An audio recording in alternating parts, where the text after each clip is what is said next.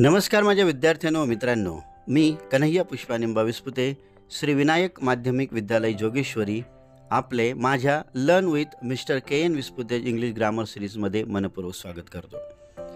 या व्हिडिओमध्ये आपण अभ्यासणार आहोत ऑक्झिलरी वर्ब्स अर्थात सहाय्यकारी क्रियापदे।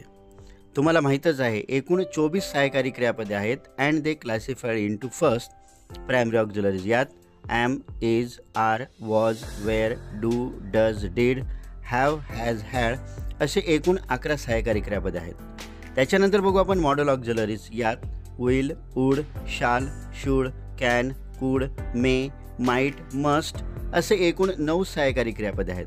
त्यानंतर बघूया मार्जिनल ऑक्झिलरीज। यात use to, ought to, need to, dare to असे एकूण 4 सहाय्यकारी क्रियापदे आहेत। या व्हिडिओमध्ये आपण अभ्यासणार आहोत मॉडेल ऑक्झिलरीज अर्थात अभिवृत्तीदर्शक क्रियापदे। सुरुवातीला आपण पाहूया मॉडेल ऑक्झिलरीजची व्याख्या।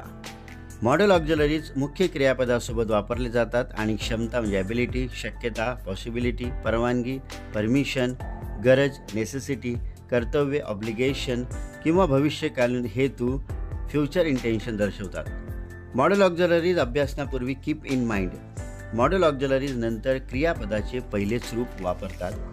मॉडेल ऑक्झिलरीज नंतर एस, ई एस तसेच क्रियापदाचे दुसरे किंवा तिसरे रूप तसेच आय एन जी रूप येत नाही। नंबर 3, पॅसिव्ह वॉइसमध्ये मॉडेल ऑक्झिलरीज नंतर बी लिहून क्रियापदाचे तिसरे रूप येते। नंबर 4, व्हर्बल किंवा एस्नो टाईप क्वेश्चन वाक्यामध्ये मॉडेल ऑक्झिलरीजनी सुरुवात करावी व शेवटी प्रश्नचिन्ह द्यावे। नंबर 5, मॉडेल ऑक्झिलरीज नंतर टू येत नाही। नंबर 6, मॉडेल ऑक्झिलरीज नंतर येणारे क्रियापद हे टू विरहित असते, त्याला बेअर इन्फिनिटिव्ह म्हणतात कारण ते टू विरहित असते। नंबर 7, स्वतःचा अर्थ नसल्यामुळे मॉडेल ऑक्झिलरी स्वतंत्रपणे क्रियापद म्हणून वापरता येत नाही। नंबर 8, मॉडेल ऑक्झिलरीज यांना डिफेक्टिव्ह व्हर्ब्स असेही म्हणतात कारण त्यांचे स्वरूप नुसतात म्हणजे यस, आय एन जी आणि ई डी आणि ते फक्त मेन व्हर्बसोबतच वापरता येतात। नंबर 9, ॲड क्वेश्चन टॅगमध्ये वाक्य होकारार्थी असेल तर मॉडेल ऑक्झिलरीचे संक्षिप्त रूप वापरतात। नंबर 10, निगेटिव्ह सेंटेन्स बनवताना मॉडेल ऑक्झिलरीज नंतर नॉट लिहावा। इन शॉर्ट, मॉडेल ऑक्झिलरीज हे केवळ हेल्पिंग वर्ब नसून कंटेक्स्ट म्हणजे संदर्भानुसार, मूड म्हणजे भाव मनोवृत्ती, ॲटिट्यूड वृत्ती दृष्टिकोन, सर्टिनिटी निश्चितता किंवा खात्री, पॉसिबिलिटी संभाव्यता व्यक्त करतात। या व्हिडिओमध्ये आपण मॉडेल ऑक्झिलरीज अभ्यासत आहोत। ऑक्झिलरी व्हर्बचे आपण अजून 2 व्हिडिओ अभ्यासणार आहोत। त्यात दुसरा व्हिडिओ असेल प्रायमरी ऑक्झिलरीज व तिसरा व्हिडिओ असेल marginal ऑक्झिलरीजचा।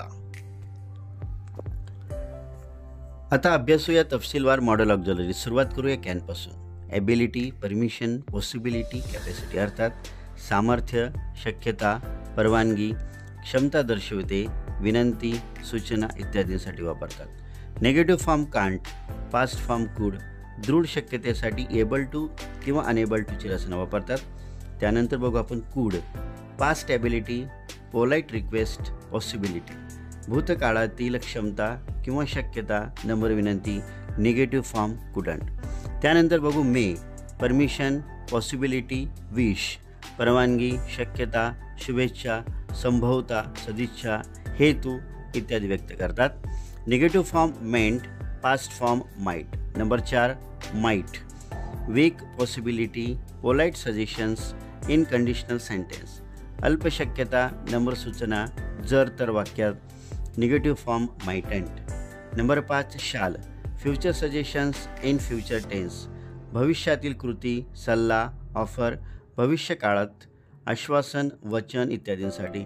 Negative form shan't, past form should, let किंवा लेट्सने सुरुवात होणाऱ्या ॲड क्वेश्चन टॅगच्या वाक्यात शाल वी असा टॅग जोडतात। नंबर 6, विल, फ्युचर टेन्समध्ये वापरतात, विलिंगनेस, प्रॉमिस, भविष्यकाळातील कृती, इच्छा, वचन, धमकी, निश्चय, अनुमान, अप्रत्यक्ष आज्ञा, हुकूम, विनंती, अटदर्शक वाक्यात।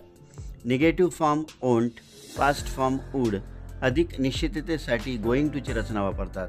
इम्पेरेटिव्ह सेंटेन्स, आज्ञार्थी वाक्याचे ॲड क्वेश्चन टॅगच्या वाक्यात विल यू किंवा ओंट यू वापरतात। नंतरचं आहे should, advice, duty, probability, to show unreal condition, सल्ला, कर्तव्य, शक्यता, नैतिक बंधन, परवानगी, नम्रतापूर्वक औपचारिक विनंती, सूचना इत्यादींसाठी निगेटिव्ह फॉर्म शुडंट. त्यानंतर बघू आपण would. Past habitual action, past habit, polite request, imaginary situation.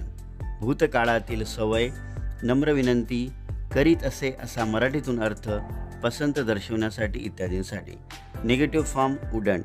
Indirect स्पीचच्या वाक्यात जर रिपोर्टिंगवर भूतकाळाचा असेल तर व त्या वाक्यात शाल किंवा विल असतील तर त्याऐवजी वूड लिहितात. वूडचा उपयोग सिंपल पास्ट टेन्स सारखाही करतात. नंबर 9. शेवटचे model auxiliaries must. Necessity, strong obligation, certainty. अर्थात अनिवार्यता, सक्ती, खात्री, आवश्यकता किंवा गरज, नैतिक बंधन दर्शवण्यासाठी negative form mustn't, past form had to. Direct स्पीचमध्ये मस्ट वापरलेले असल्यास व रिपोर्टिंगवर पास्ट टेन्स असेल तर मस्ट ऐवजी हॅड टू वापरतात. तर मित्रांनो, छोटेसे पण पॉवरफुल असे मॉडेल ऑक्झिलरीज आज आपण सोप्या उदाहरणासह शिकलो. पुढच्या व्हिडिओमध्ये भेटूया प्रायमरी ऑक्झिलरीज आणि त्यानंतरच्या व्हिडिओत म्हणजेच मार्जिनल ऑक्झिलरीजच्या.